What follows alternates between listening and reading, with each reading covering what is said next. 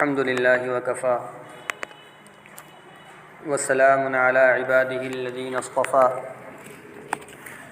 اما بعد فاعوذ باللہ من الشیطان الرجیم بسم اللہ الرحمن الرحیم واما من خاف مقام ربه ونهى النفس عن الهوى فإن الجنة هي المأوى وقال الله تبارك وتعالى في مقام آخر ولمن خاف مقام ربه جنتان صدق اللہ العظیم۔ انتہائی واجب الاحترام بزرگوں، دوستوں، عزیز ساتھیوں، انسان کے اوپر دو مختلف کیفیتیں مختلف اوقات میں طاری ہوتی ہیں۔ کبھی اس پر امید غالب ہوتی ہے اور کبھی اس پر خوف غالب ہوتا ہے۔ امید کا غالب ہونے کا مطلب یہ ہے کہ انسان اللہ تبارک و تعالیٰ کی نعمتوں اور اللہ تبارک و تعالیٰ کی رحمت سے امید رکھے کہ اللہ تبارک و تعالیٰ ہمارے گناہوں کو معاف کر دیں گے اور ہمارا انجام اچھا ہوگا۔ خوف کے غالب ہونے کا مطلب یہ ہے کہ انسان اللہ تبارک و تعالیٰ کی جلالت شان کی وجہ سے اس کے دل میں اللہ تبارک و تعالیٰ کی عظمت بیٹھ جائے، جس کی وجہ سے اس کے رگ رگ سے اور ریشے ریشے سے گناہوں کا کھوٹ نکل جائے۔ اس کا نام ہے خوف کا غالب ہونا۔ اسی لیے کہا گیا الایمان بین الخوف والرجاء، ایمان خوف اور امید کے درمیان ہوتا ہے۔ اب خوف کب ہونا چاہیے اور امید کب ہونا چاہیے، اس کے لیے مشائخ نے، علماء کرام نے بہت ساری صورتیں لکھی ہیں، بہت ساری حالتیں لکھی ہیں کہ انسان جب جوانی کے عالم میں ہو تو اس کو چاہیے کہ اس پر خوف غالب ہو، اللہ تبارک و تعالیٰ سے خوف مانگے جوانی کے عالم میں۔ جب خوف غالب ہوگا تو نفس ٹوٹے گا اور گناہوں سے بچنے کی استطاعت پیدا ہوگی، اور بڑھاپے کے عالم میں انسان پر امید غالب ہونی چاہیے تاکہ اللہ تبارک و تعالیٰ کی رحمتوں سے نا امید نہ ہو۔ خوشی کے عالم میں انسان کے اوپر خوف غالب ہونا چاہیے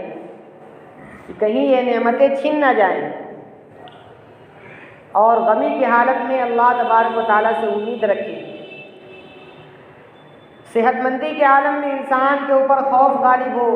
اور بیماری کی حالت میں امید رکھے کہ یہ جو پریشانی آئی ہے، جو تکلیف آئی ہے، جو مصیبت آئی ہے، یہ اس میں اللہ تبارک و تعالیٰ کی مشیت ہے، حکم خداوندی ہے۔ ہو سکتا ہے کہ اس میں کوئی ہمارے لیے اللہ تبارک و تعالیٰ کی کوئی حکمت ہو۔ فَإِنَّ مَعَ الْعُسْرِ يُسْرًا إِنَّ مَعَ الْعُسْرِ يُسْرًا، پریشانی کے بعد پریشانی کے ساتھ آسانی ملی ہوئی ہے، پریشانی کے بعد آسانی ہے۔ تو علماء نے لکھا کہ نوجوانوں کو چاہیے کہ وہ اللہ تبارک و تعالیٰ سے خوف مانگے، کیونکہ یہ ایسی نعمت ہے جس کی وجہ سے انسان نیکیاں کرتا رہتا ہے اور گناہوں سے بچتا رہتا ہے۔ جس کا دل خوف خدا سے خالی ہے تو اس کے لیے گناہوں سے بچنا ممکن ہی نہیں ہے، گناہوں سے بچ ہی نہیں سکتا۔ مثال دی جاتی ہے کہ مومن کے لیے، مومن بندے کے لیے وہ گناہ کو ایسا سمجھتا ہے جیسے کوئی پہاڑ ابھی اس کے اوپر گر جائے گا، اور منافق اور فاجر بندہ گناہ کو ایسا سمجھتا ہے جیسے اس کی ناک پہ مکھی بیٹھی ہوئی ہو، پھونک دے تو اڑ جائے۔ ہمارے معاشرے میں گناہوں کو بہت ہلکا سمجھا جاتا ہے، وہ غیبت کی شکل میں ہو، جھوٹ کی شکل میں ہو، چغلی کی شکل میں ہو، بدگوئی کی شکل میں ہو، حرام اور حلال کے درمیان فرق نہ کرنے کی شکل میں ہو، بدظنی کی شکل میں ہو، عیب تلاش کرنے کی شکل میں ہو۔ ان تمام گناہوں کا جو بنیادی وجہ ہے، بنیادی وجوہات ہیں، وہ یہ ہے کہ ہمارے دل سے خوف خدا نکل گیا۔ ہم زبان سے اللہ اکبر کہتے تو ہیں کہ اللہ سب سے بڑا ہے، لیکن اللہ کے سب سے بڑا ہونے کا استحضار ہمارے دلوں سے نکل گیا، جس کی وجہ سے ہم سے گناہوں کا ارتکاب ہوتا ہے۔ حافظ ابن قیم رحمۃ اللہ علیہ فرماتے ہیں، اے دوست تو یہ نہ دیکھ کہ کون سا گناہ چھوٹا ہے اور کون سا گناہ بڑا ہے، کون سا گناہ صغیرہ ہے اور کون گناہ کبیرہ ہے، بلکہ تو اس ذات کو دیکھ جس کی تو نافرمانی کر رہا ہے۔ رب ذوالجلال کی نافرمانی کوئی چھوٹی نافرمانی نہیں ہوتی، یہ تو اللہ تبارک و تعالیٰ کا فضل ہے، کرم ہے کہ اللہ تبارک و تعالیٰ درگزر کر دیتے ہیں، ورنہ اللہ کی ہر نافرمانی بڑی نافرمانی ہوتی ہے۔ کسی انسان کو کوئی پولیس گناہوں سے بچا نہیں سکتی، کوئی دوسرا شخص گناہوں سے روک نہیں سکتا، مگر اللہ تبارک و تعالیٰ کا خوف ایسی چیز ہے کہ انسان بند کمرے میں ہو، تنہائی ہو، کوئی دیکھنے والا نہ ہو، کوئی پوچھنے والا نہ ہو، کوئی تحقیقات کرنے والا نہ ہو، پھر بھی اس تنہائی میں یہ گناہوں سے بچتا ہے صرف اللہ تبارک و تعالیٰ کے خوف کی وجہ سے۔ ایک شخص جس کے بارے میں پھانسی کا فیصلہ سنا دیا گیا جس کے حق میں، اب اس کی کال کوٹری میں تنہائی میں جو رات گزرے گی وہ رات گناہوں میں نہیں گزارے گا، اس تنہائی میں اس کا میلان گناہوں کی طرف نہیں ہوگا، اس کا ذہن گناہوں کی طرف نہیں جائے گا۔ کیونکہ اس کے ذہن میں پھانسی کی ٹینشن سوار ہے کہ صبح ہوتے ہی مجھے پھانسی پر چڑھا دیا جائے گا۔ جس طرح پھانسی کے خوف کی وجہ سے وہ شخص گناہوں سے بچتا ہے، اسی طرح اللہ والے اللہ کے خوف کی وجہ سے گناہوں سے بچتے ہیں۔ آقا مدنی صلی اللہ علیہ وسلم نے باقاعدہ دعا سکھلائی کہ تم یہ دعا مانگا کرو، اللہم انی اسألک من خشیتک ما تحول بہ بینی و بین معصیتک۔ اے اللہ، میں آپ سے اس خشیت کا سوال کرتا ہوں، اس خوف کا سوال کرتا ہوں، اس ڈر کا سوال کرتا ہوں جو خوف میرے اور میرے گناہوں کے درمیان آڑ بن جائے، جس خوف کی وجہ سے میں گناہوں سے رک جاؤں، جس خوف کی وجہ سے میں آپ کی نافرمانی سے بچ جاؤں۔ باقاعدہ آقا مدنی صلی اللہ علیہ وسلم نے دعا سکھلائی اور ہمیں اور آپ کو دعا مانگنی چاہیے۔ عبداللہ ابن عمر رضی اللہ تعالیٰ عنہ کا واقعہ مشہور ہے کہ جنگل میں تھے، ایک چرواہے کو دیکھا بکری چرا رہا ہے، کہا بھائی آؤ ہمارے دسترخوان پر بیٹھ جاؤ، کچھ کھا لو۔ اس نے کہا انا صائم، میں روزے سے ہوں۔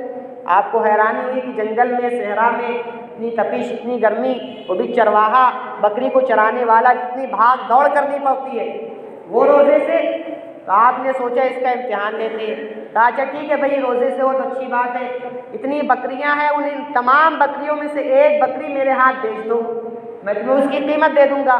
اس نے کہا ان بکریوں کا مالک میں نہیں ہوں بلکہ کوئی دوسرا ہے۔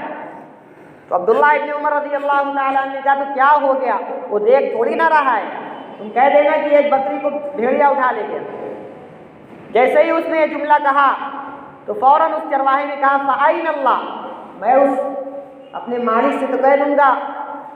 جو مجھے دیکھ نہیں رہا ہے، لیکن اس مالک کا مالک تو مجھے دیکھ رہا ہے، فَأَيْنَ اللَّهُ، اللہ کہاں ہے؟ اللہ تو دیکھ رہا ہے، اللہ کو میں کیا جواب دوں گا جو مجھے ہر لمحہ ہر سیکنڈ مجھے دیکھ رہا ہے، میری ایک ایک حرکتوں کو دیکھ رہا ہے۔ تو جب یہ جواب دیا تو عبداللہ ابن عمر رضی اللہ تعالیٰ عنہ، صحابہ کرام رضوان اللہ تعالیٰ علیہ مجمعین کے دلوں میں ہر وقت یہ استحضار رہتا تھا، ہر وقت اللہ کا خوف طاری رہتا تھا، جس کی وجہ سے وہ گناہوں سے بچے تھے اور بچتے تھے۔ عمر رضی اللہ تعالیٰ عنہ کا واقعہ مشہور ہے، ایک مرتبہ انہوں نے پانی مانگا تو پانی کی جگہ ان کو شربت دے دیا گیا۔ جب شربت پینے لگے تو ان کی آنکھوں سے آنسو جاری ہو گیا۔ تو شربت دینے والے نے کہا حضرت امیر المؤمنین، آپ شربت پیتے ہوئے رو کیوں رہے ہیں؟ کہا میں رو نہیں رہا ہوں، مجھے قرآن کی آیت رلا رہی ہے،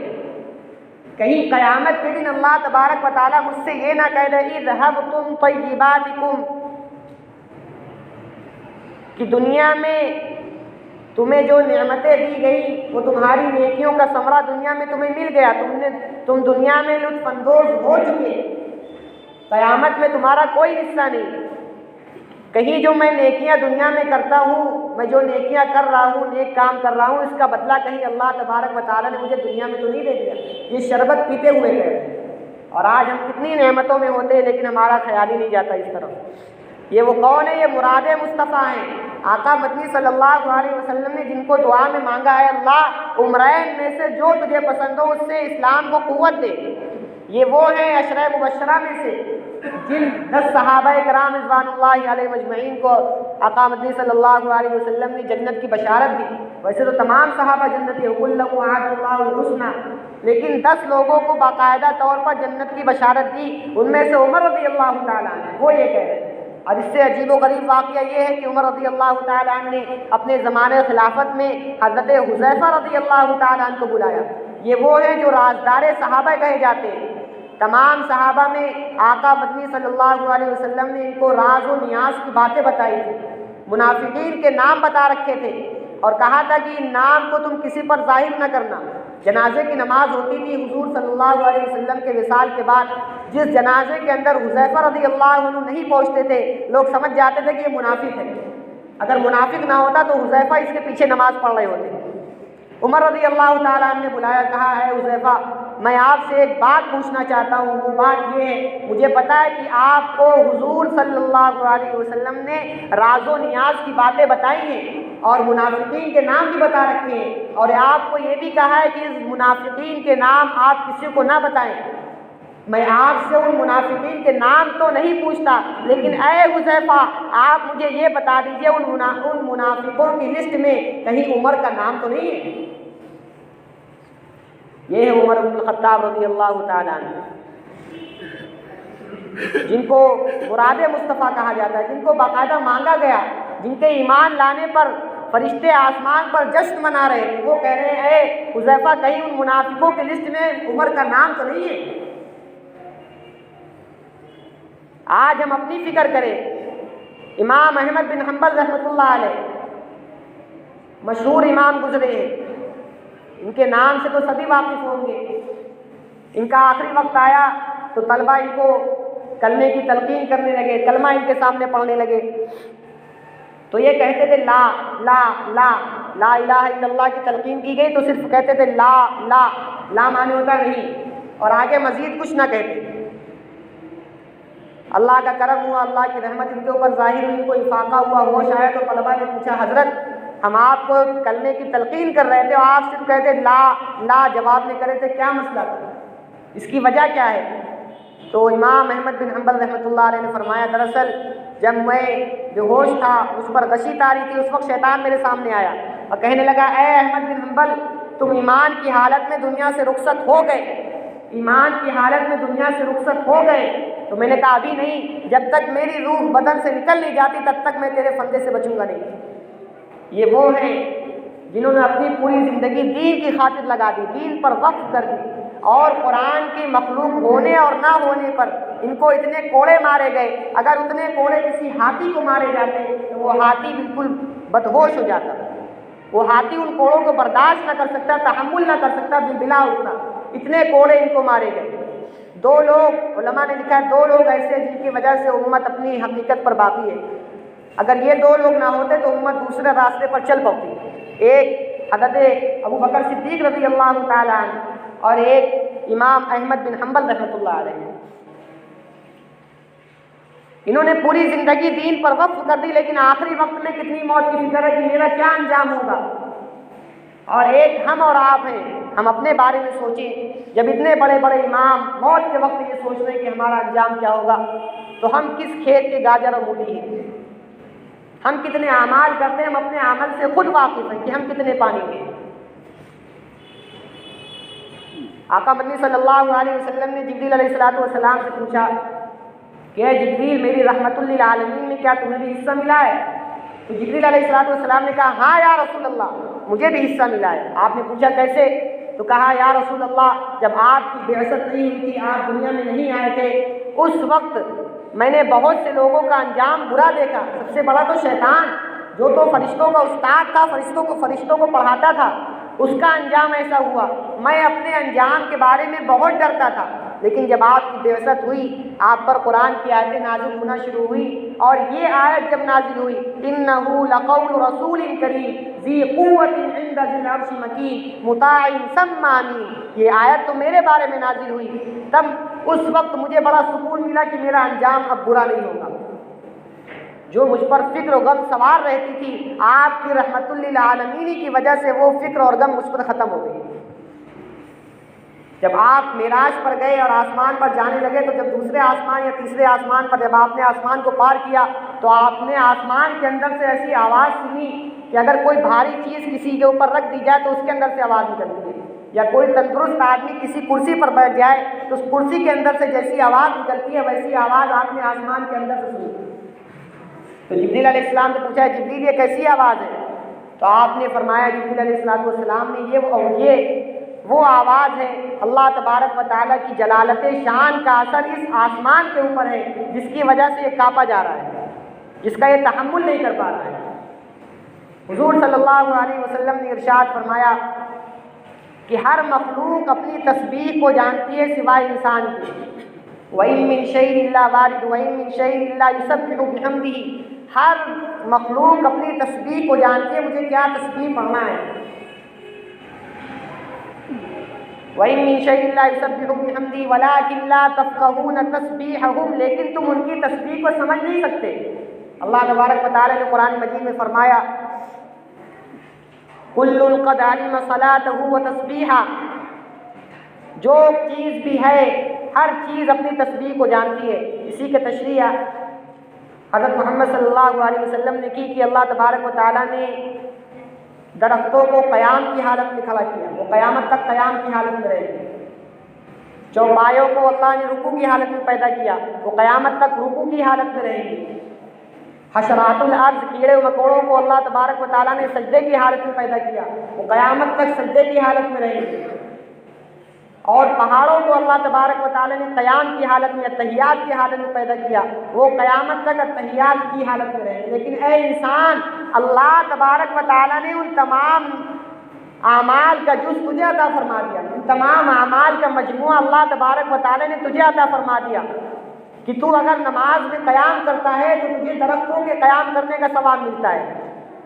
تو نماز میں رکوع کرتا ہے تو چوپایوں میں رکوع کرنے کا تجھے ثواب ملتا ہے، تو نماز میں سجدہ کرتا ہے تو حشرات الارض کے سجدہ کرنے کا تجھے ثواب ملتا ہے، تو نماز میں اتحیات بیٹھتا ہے تو پہاڑوں کے قیام کرنے کے، پہاڑوں کے قعود میں اتحیات میں بیٹھنے کا تجھے ثواب ملتا ہے۔ لیکن افسوس، ہائے افسوس، انسان نماز میں ہونے کے باوجود بھی غافل رہتا ہے، نماز میں ہونے کے باوجود اس کا دل نماز میں نہیں ہوتا بلکہ دنیا میں اٹکا رہتا ہے۔ آقا مدنی صلی اللہ علیہ وسلم نے ارشاد فرمایا کہ تم لوگ، صحابہ کرام سے، تم لوگ سایہ دار درخت اور پھلدار درخت کے نیچے پیشاب و پخانہ نہ کیا کرو، بول و براش نہ کیا کرو۔ صحابہ نے کہا یا رسول اللہ اس کے اندر کیا حکمت ہے، اس کے اندر کیا مصلحت ہے؟ آپ نے فرمایا جب درخت کا سایہ آگے کو بڑھتا ہے یا پیچھے کو آتا ہے تو یہ درخت اللہ تبارک و تعالیٰ کے سامنے رکوع اور سجدہ کرتا ہے، اس لیے تم لوگ سایہ دار درخت اور پھلدار درخت کے نیچے تم لوگ پیشاب و پخانہ نہ کیا کرو۔ مشائخ نے لکھا کہ ایک بچہ اگر بچے کو کسی چیز کی ضرورت پیش آتی ہے اپنی ماں کے پاس جاتا ہے، امی امی مجھے یہ دے دیجیے، امی کہتی نہیں دیں گے جاؤ، پھر آتا ہے امی مجھے یہ چیز دے دیجیے، تو امی ڈانٹ کر بھگاتی نہیں تجھے نہیں ملنے والی۔ پھر تیسری مرتبہ آتا ہے والدہ کے پاس، والدہ اس کو تھپڑ لگاتی ہے، کہتی ہے تجھے اب آنا نہیں یہاں پر۔ وہ بچہ رونے لگتا ہے، لیکن روتے روتے اپنی والدہ کے پاس جاتا ہے، اپنی والدہ سے لپٹ جاتا ہے، ان کا دامن پکڑ لیتا ہے، امی اب آپ نے تھپڑ بھی لگا دیا، اب تو مجھے دے دیجیے۔ بچے کو اس بات کا یقین ہے کہ اگر میں نے امی کو منا لیا تو امی مجھے وہ چیز عطا کر دے گی جس چیز کی مجھے ضرورت ہے۔ وہ بچہ ہم لوگوں سے کئی گنا زیادہ اچھا جو اس مقصد کو سمجھتا ہے، اس معرفت کو سمجھتا ہے کہ امی کو راضی کر لیں گے تو ہمیں وہ چیز مل جائے گی۔ لیکن افسوس ہے افسوس، ہم لوگ اگر اللہ تبارک و تعالیٰ کو راضی کر لیں، ہمیں اپنا مقصد نہیں پتا کہ ہمیں کس کو راضی کرنا ہے، ہمیں کس کو منانا ہے۔ وہ بچہ اپنی ماں کے سامنے رو کر، اپنی والدہ کے سامنے رو کر، اپنی امی کو منا کر اپنی چیز کو حاصل کر لیتا ہے، اپنی مطلوبہ چیز کو حاصل کر لیتا ہے۔ لیکن ہم لوگ اللہ تبارک و تعالیٰ کے سامنے نہیں روتے، اللہ کو نہیں مناتے، اور روتے بھی ہیں تو ہمارے دل میں ندامت نہیں ہوتی، افسوس نہیں ہوتا۔ ہمیں چاہیے کہ ہم اللہ تبارک و تعالیٰ کے سامنے روئیں، مانگیں، اپنے گناہوں کی معافی مانگیں ندامت کے ساتھ اور خشیت الہی کے ساتھ اللہ تبارک و تعالیٰ سے مانگیں، اور اللہ تعالیٰ سے کہیں اے اللہ ہمارے جیسے کروڑوں بندے آپ کے ہیں، آپ کے پاس ہمارے جیسے کروڑوں اربوں خربوں بندے ہیں، لیکن اے اللہ میرے پاس آپ کے جیسا دوسرا کوئی معبود نہیں۔ اگر آپ نے ہمیں نہیں دیا تو ہم کہاں جائیں گے؟ ہمارے لیے دوسرا اور کون سا در ہے؟ اسی کو شاعر نے کیا خوب کہا، الہی عبدک العاصی عطاک مقر بالذنوب وقد دعاک وان تغفر فانت لذاک اہل وان تطرد فمن یرحم سواک۔ الہی عبدک العاصی عطاک، اے اللہ اس بندے نے اپنے جرم کا اقرار کر دیا، یہ بندہ آپ کے در پر حاضر ہو گیا، مقر بالذنوب وقد دعاک، اس نے اپنے جرم کا اقرار بھی کر لیا، وقد دعاک، اے اللہ یہ آپ کو پکار بھی رہا ہے، فَإِن تَغْفِرْ فَأَنْتَ لِذَاكَ أَهْلٌ، اے اللہ اگر آپ نے معاف کر دیا تو یہ بات آپ کو جچتی ہے، یہ بات آپ کو اچھی لگتی ہے، یہ بات صرف آپ ہی کے اوپر اچھی لگتی ہے۔ وَإِن تَطْرُدْ فَمَن يَرْحَمْ سِوَاكَ، اے میرے مولا اگر آپ نے دھتکار دیا، اگر آپ نے بھگا دیا تو ہم پر اور کون ہے جو رحم کرے گا؟ اس کے علاوہ اور کون سا در ہے جہاں سے ہمیں ملے گا؟ آج ہم اللہ تبارک و تعالیٰ کو راضی کر لیں، آج ہم استغفار کر لیں، کہیں ایسا نہ ہو کہ ہمارے لیے استغفار کیا جائے۔ آج ہم نمازوں کی پابندی کر لیں، کہیں ایسا وقت نہ آ جائے کہ ہماری نماز پڑھی جانے لگے۔ آج ہم قرآن کی تلاوت کر لیں، کہیں ایسا نہ ہو کہ ہماری قرآن کھانی شروع ہو جائے۔ اس وقت کے آنے سے پہلے ہمیں اور آپ کو چاہیے کہ ہم اپنے وقت کو قیمتی جانیں، اور اللہ تبارک و تعالیٰ نے جن کاموں کے کرنے کا حکم دیا ہے ہم ان کاموں پر جم جائیں۔ اور اللہ سے سب سے بڑی چیز، اللہ اس پورے بیان کا خلاصہ یہ ہے جو آقا مدنی صلی اللہ علیہ وسلم نے ہمیں تعلیم دی ہے کہ ہم اللہ تبارک و تعالیٰ سے اللہ کا خوف مانگیں۔ اللہم انی اسألک من خشیتک ما تحول به بینی و بین معصیتک، اے اللہ میں آپ سے آپ کے خوف کا سوال کرتا ہوں، اگر اللہ کا خوف ہمارے دلوں کے اندر آ گیا تو انشاءاللہ ثم انشاءاللہ ہم گناہ کرنے کی جرات نہیں کر سکتے۔ اللہ تبارک و تعالیٰ سے دعا ہے کہ اللہ تعالیٰ کہنے سننے سے زیادہ عمل کرنے کی توفیق نصیب فرمائے۔ وآخر دعوانا الحمدللہ رب العالمین۔ سنتیں پڑھ لیں۔